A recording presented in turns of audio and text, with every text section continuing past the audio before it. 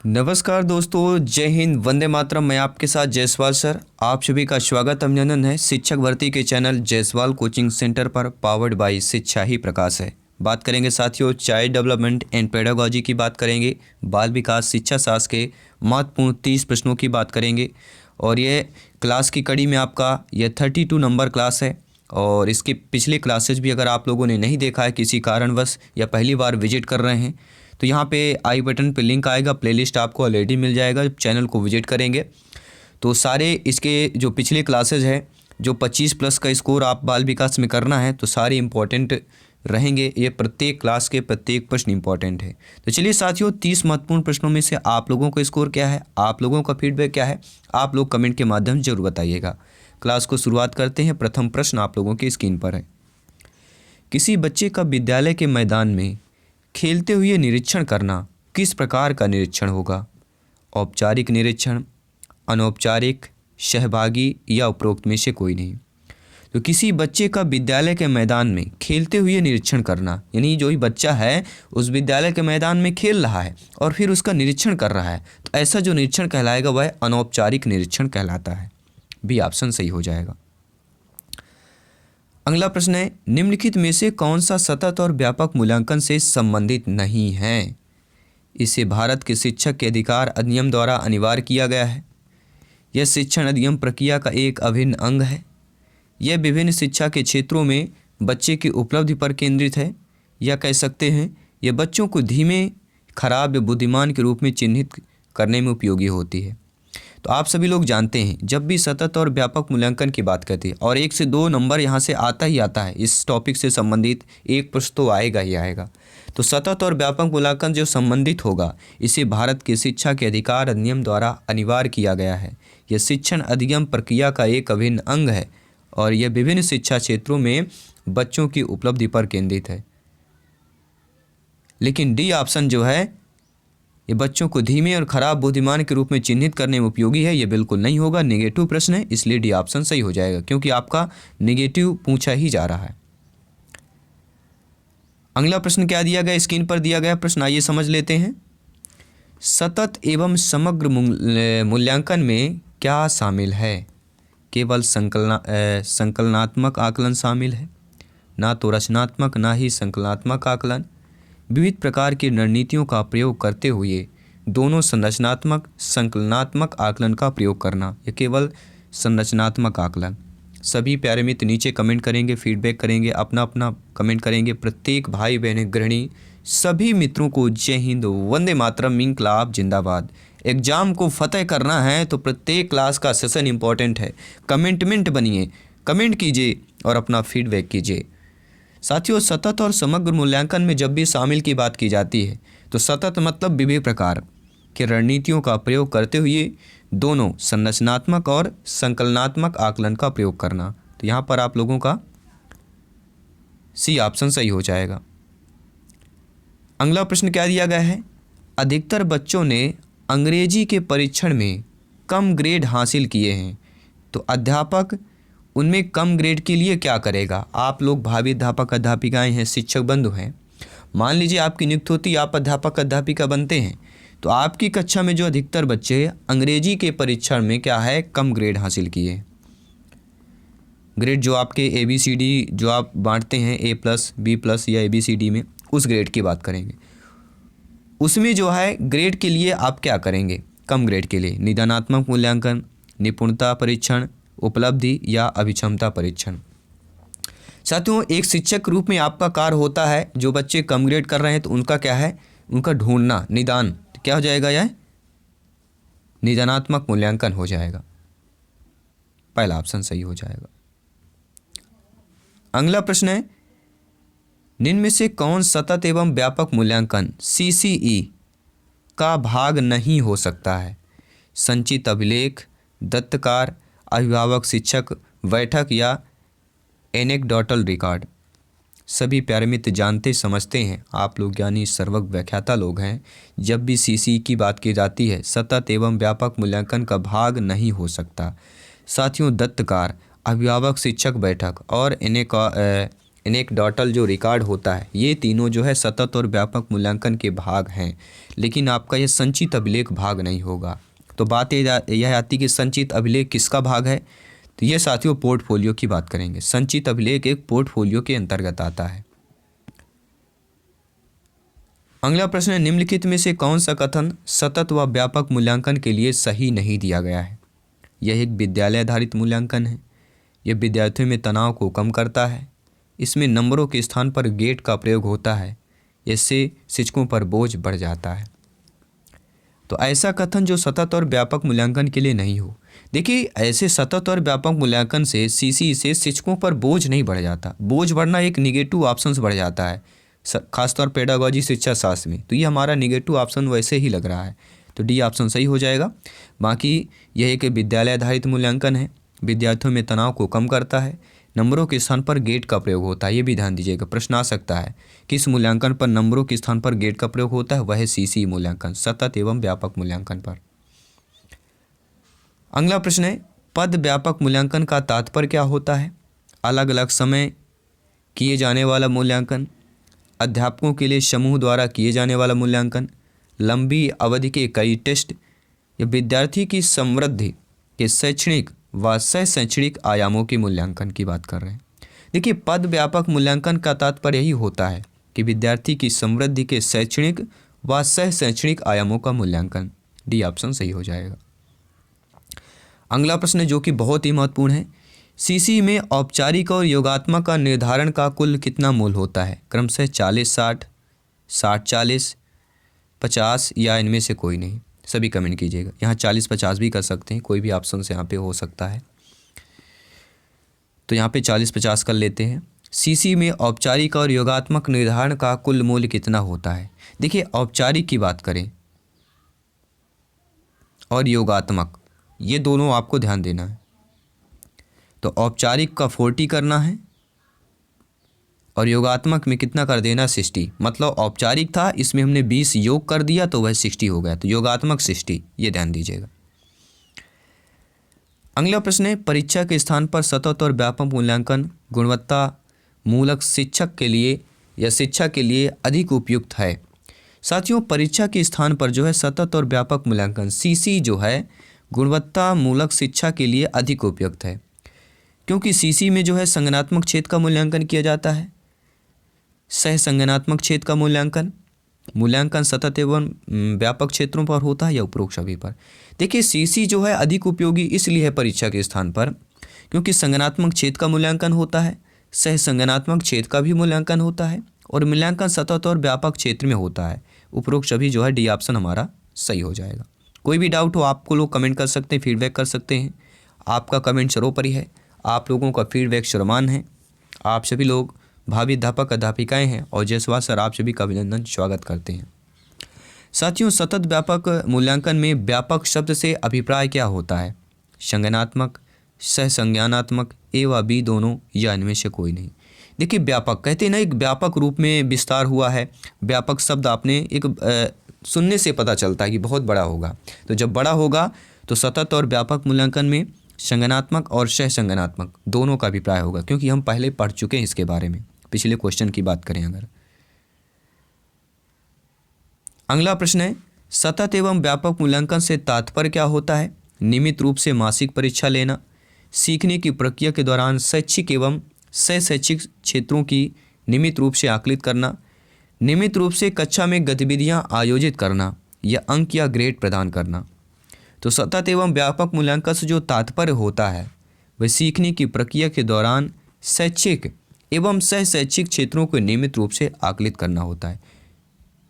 तो यहाँ पे शैक्षिक और सह शब्द आ जाए तो समझ लीजिए सीसी की बात हो जाती है, सतत एवं व्यापक मूल्यांकन की बात हो रही। बी ऑप्शन सही हो जाएगा। अगला प्रश्न क्या दिया गया है, बच्चों को सीखने सिखाने की प्रक्रिया के दौरान वे उस कार्य को किस प्रकार से कर रहे हैं, इसकी जानकारी जो है इन्हें कार्य समाप्त होने के पश्चात दी जानी चाहिए, कार्य करते समय सतत रूप से दी जानी चाहिए, कार्य के बीच में एक बार ही दी जानी चाहिए, इसकी कोई आवश्यकता ही नहीं है। तो बच्चों को सीखने सिखाने की प्रक्रिया के दौरान वे उस कार्य को प्रकार से कर रहे हैं, इसकी जानकारी कार्य करते समय सतत रूप से दी जानी चाहिए। सतत मतलब आप लोग समझ सकते हैं, बी ऑप्शन सही हो जाएगा। अगला प्रश्न क्या दिया गया है, सतत एवं व्यापक मूल्यांकन में व्यापक मूल्यांकन शब्दावली का तात्पर्य क्या होता है? कि सभी विषयों का मूल्यांकन, सह शैक्षिक क्षेत्र का मूल्यांकन, शैक्षिक एवं सह शैक्षिक क्षेत्र का मूल्यांकन या शैक्षिक क्षेत्र का। देखिए हम ऑलरेडी पढ़ चुके हैं कि सीसी की अगर बात होती है तो शैक्षिक और सह शैक्षिक वाला ऑप्शन सही हो जाएगा, सी ऑप्शन सही हो जाएगा। तो कई टाइप से प्रश्न पूछे जा सकते हैं, सारे टाइप्स को यहाँ पे कंबाइंड किया गया है। अगला प्रश्न आप लोगों के स्क्रीन पर है। मेरे सभी प्यारे मित्र, आई होप क्लास को लाइक अवश्य कर दिया होगा। बहुत बहुत धन्यवाद सभी शिक्षक बंधुओं का, प्रत्येक भाई बहन गृहिणी का जिनका सपना है गवर्नमेंट टीचर, अध्यापक अध्यापिका बनना। बच्चों का जो मूल्यांकन होना चाहिए साथियों, वह किस प्रकार होना चाहिए? बोर्ड परीक्षा द्वारा, सतत एवं व्यापक मूल्यांकन द्वारा, गृह परीक्षा द्वारा या लिखित एवं मौखिक परीक्षा द्वारा होना चाहिए। बहुत ही आसान सरल सा प्रश्न है। तो बच्चों का जो मूल्यांकन है सतत और व्यापक मूल्यांकन द्वारा, सीसीई द्वारा होना चाहिए, ये नोट कर लीजिएगा। अगला प्रश्न है, निम्नलिखित में से कौन सी आकलन पद्धति है जो विद्यार्थियों की सर्वोत्तम क्षमता को पोषित करती है, पालन पोषण करती है, उसको बढ़ावा देती है? तो जब विद्यार्थियों को बहुविकल्पी प्रश्नों के माध्यम से किए गए परीक्षण के रूप में तथ्यों को दोहराने की आवश्यकता होती है, जब परीक्षा के अंकों और विद्यार्थी की योग्यता के बीच सकारात्मक सह संबंध पर बल दिया जाता है, या जब संकल्पनात्मक परिवर्तन विद्यार्थियों के वैकल्पिक समाधानों को आकलन के विभिन्न विधियों के द्वारा आकलित किया जाता है, या जब कक्षा में विद्यार्थी के द्वारा प्राप्त किए गए अंक और स्थान सफलता का एकमात्र जो है निर्धारक होती है। ऐसा आकलन पद्धति जो विद्यार्थी की सर्वोत्तम क्षमता को पोषित करे। तो जब संकल्पनात्मक परिवर्तन तथा विद्यार्थियों के वैकल्पिक समाधानों को आकलन की जो है विभिन्न विधियों के द्वारा आकलित होगी, तो यहाँ पे पोषित की बात हो जाएगी। तो हमारा जो यहाँ पे according to question C option सही हो जाएगा। आई होप आप लोग अच्छे तरीके से समझ गए होंगे। आपका फीडबैक सर्वोपरि है, सर्वमान्य है, और 15 प्रश्न कंप्लीट कर चुके हैं। 15 प्रश्न और करेंगे, टोटल 30 क्वेश्चन करेंगे। 30 में से आपका फीडबैक क्या है? प्रत्येक भाई बहन शिक्षक बंधु का कमेंट फीडबैक आना चाहिए। सतत एवं व्यापक मूल्यांकन किस लिए आवश्यक होता है? शिक्षण के साथ परीक्षण का तालमेल बैठाने के लिए, शिक्षा बोर्ड की जवाबदेही कम करने के लिए, जल्दी की जाने वाली गलतियों को सुधारना, या यह समझने के लिए कि अधिगम किस प्रकार अवलोकन किया जाता है, दर्ज किया जाता है, वह सुधार किया जाता है।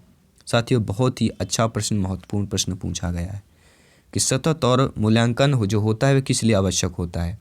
यह समझने के लिए कि अधिगम का किस प्रकार अवलोकन किया जाता है, दर्ज किया जाता है और सुधार किया जाता है। डी ऑप्शन सही हो जाएगा।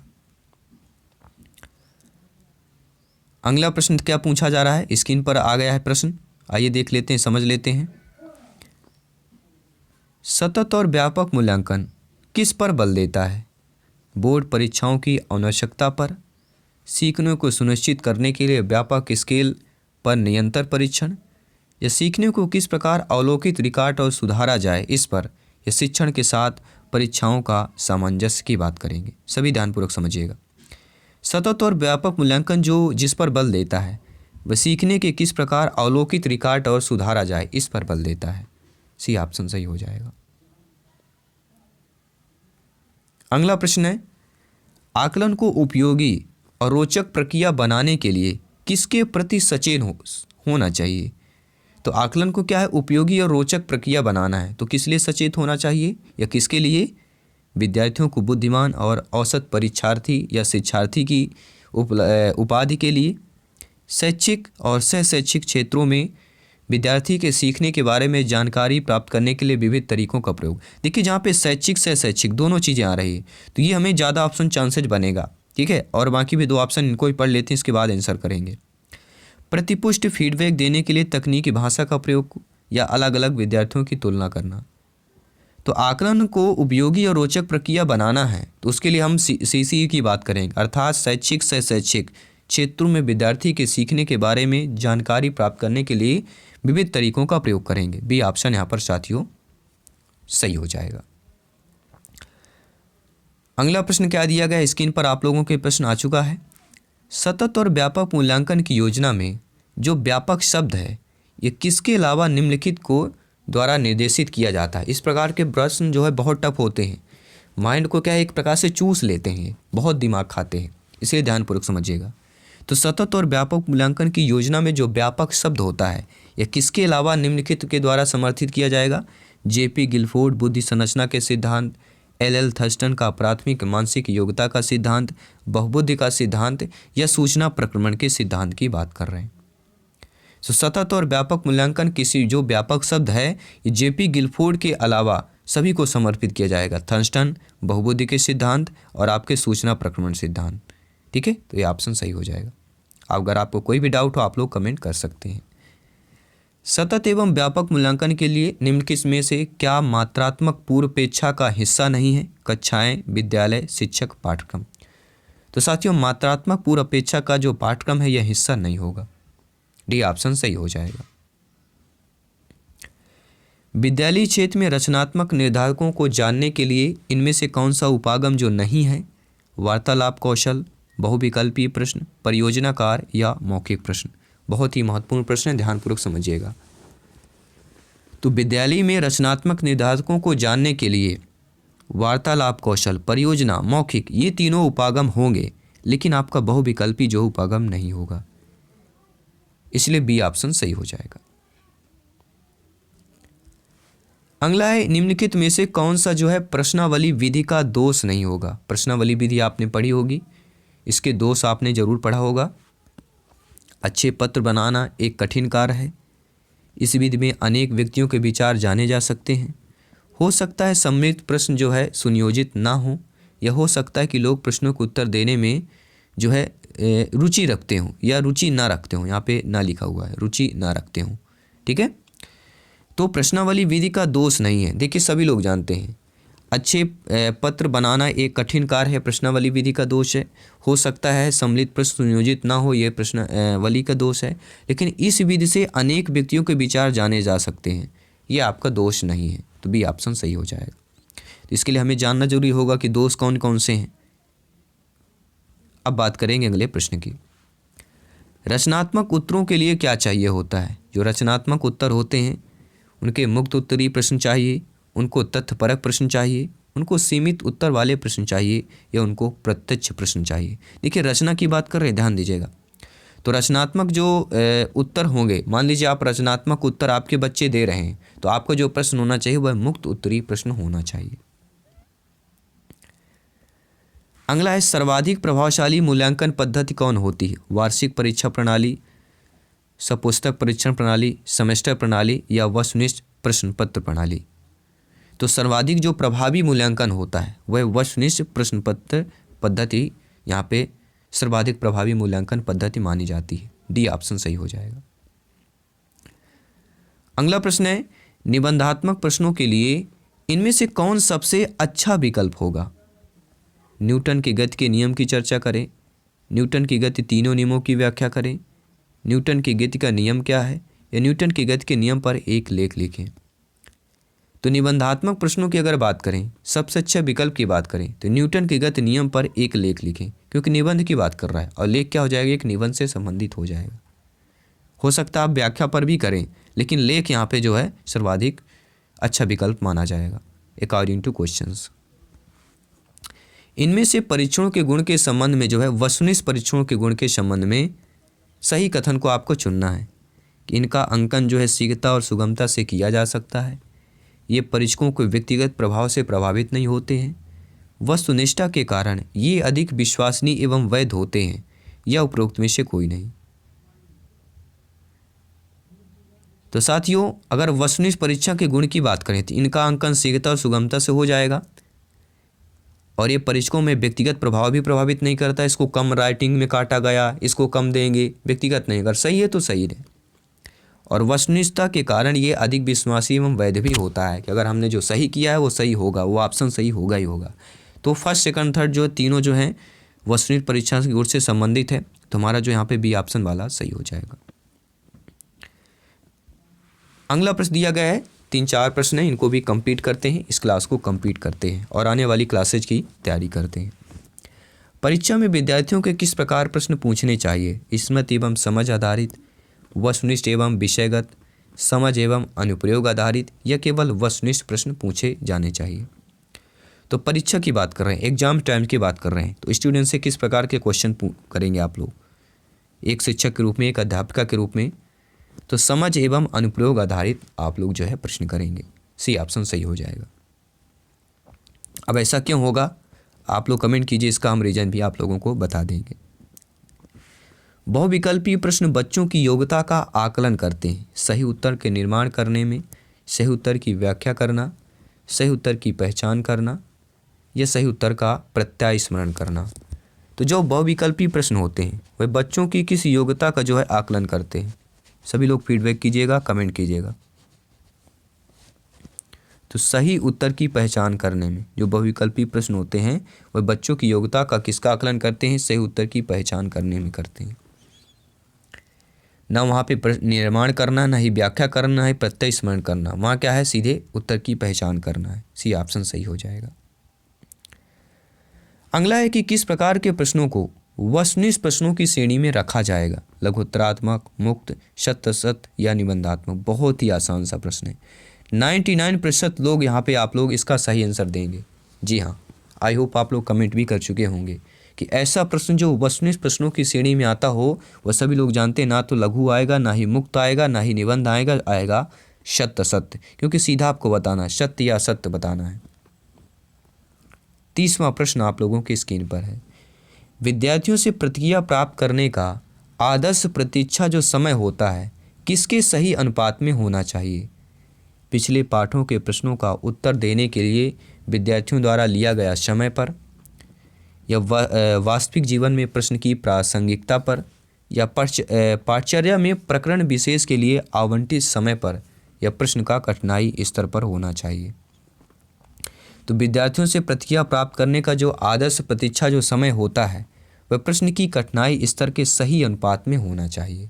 तो यहाँ पे हमारा डी ऑप्शन सही हो जाएगा। तो कोई भी डाउट हो आप लोग फटाफट कमेंट कीजिए, फीडबैक कीजिए, क्योंकि यहाँ पर सिलेक्शन 101% श्योर एंड प्योर है, क्योंकि तैयारी आपके सिलेबस के अकॉर्डिंग चल रही है। प्रत्येक सेशन का, प्रत्येक क्लास का प्रत्येक प्रश्न क्वेश्चन इंपॉर्टेंट है। और 30 में से आपका फीडबैक क्या है, आपका कमेंट है, ज़रूर बताइए। और बाकी सभी ऑल सब्जेक्ट की आपके प्रैक्टिस सेट स्टार्ट हो चुकी हैं, तो जाइए चैनल को विजिट कीजिए और प्लेलिस्ट चेक कीजिए। ऑलरेडी आपको वीडियोज़ के माध्यम से सारे सिलेबस के अकॉर्डिंग आपके क्लास मिल जाएगी। ज्वाइन कीजिए, सभी फ्री ऑफ कॉस्ट है, क्योंकि राष्ट्र हित में टीटी फैमिली है, शिक्षकों का परिवार है, आपका परिवार है, आवर फैमिली है, टीचर्स फैमिली है। तो मैं आपके साथ जयसवाल सर जल्द मिलता हूँ नेक्स्ट क्लास पर। सभी मित्रों को जय हिंद, वंदे मातरम, धन्यवाद सभी का।